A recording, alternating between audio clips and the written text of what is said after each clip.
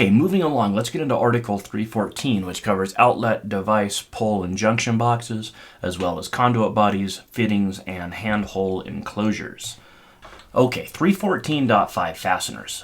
Fasteners entering enclosures are now addressed, and we made similar changes in Article 312 for cabinets and similar enclosures. I don't want to say the same change twice, so just know that when we're installing a panel board cover, that the same rule would apply here. So 314.5 fasteners says field installed fasteners that enter the wiring space must be provided or specified by the manufacturer or comply with the following. All right, so it's important to note that this only applies if the fastener actually enters into the wiring space. So sometimes in an enclosure, you'll have formed plastic or something that totally encapsulates the screw, so the screw doesn't enter the actual wiring space. What we're concerned about here, of course, is the screw damaging the conductor insulation. So if the screw is totally covered by the enclosure itself, then we don't need to worry about this section. But I have seen screws going into box covers or similar.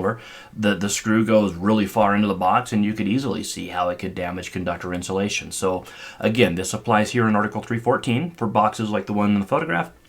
It also applies in Article 312 to cabinets that you would put a panel board in, cutout boxes like a switched, a fused disconnect, and meter socket enclosures where you would put the meter. So let's keep going. Field installed fasteners that enter wiring spaces must be provided or specified by the manufacturer. All right, so get the ones that the manufacturer provides, and you're done. Right? You don't have to keep reading this if you're using the manufacturer supplied screws.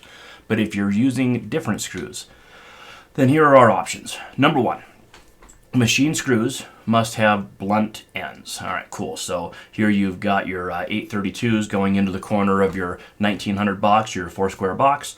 Blunt screws, good to go. Other fasteners must also have blunt ends. It could be nails, it could be rivets, whatever kind of fasteners we're using. I don't know that nails would really be applicable, but you certainly could have rivets. Screws for attaching covers must not extend more than 3/8 into the enclosure, and then fasteners not covered by item 3 must not penetrate more than 5/16 into the enclosure.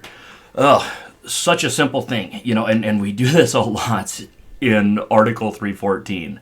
We'll take something that was not even discussed in the code for 100 years, and then all of a sudden we'll blow it up into this massive section. I remember years ago, 314.25, I think it was, for the depth of the box. How deep does the box have to be?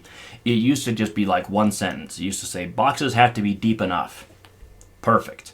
And then we started putting actual technical requirements in there, and the next thing you know, we've got 3 paragraphs instead of one sentence. And I kind of think that's what we have here. So it's difficult. How far should the screw enter the enclosure? Well, maybe not as simple as just saying, 3/4 or what have you. Fasteners penetrating boxes larger than 100 cubic inches must not extend more than 1/4 inch or 7/16 if within 3/8 of an adjacent wall of the box. All right, perfect. So keep the screws in the corner of the box, and of course they can penetrate a little deeper into the box. Makes sense. Number 6, for smaller boxes, fasteners must be flush with the box's interior. All right, so 100 cubic inches, not very big, so if it's smaller than that, then yeah, the fastener has to be flush.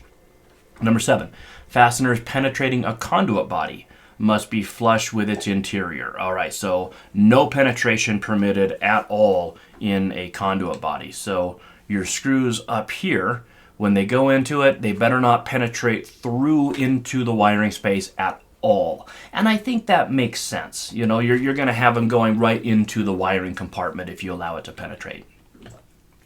There's an exception here that says screws can be longer if their ends are protected. Now look, I'm going to be honest here. I was scratching my head trying to figure out, okay, how would you protect the ends of the screws? And look, maybe there's something obvious that I'm missing. There probably is.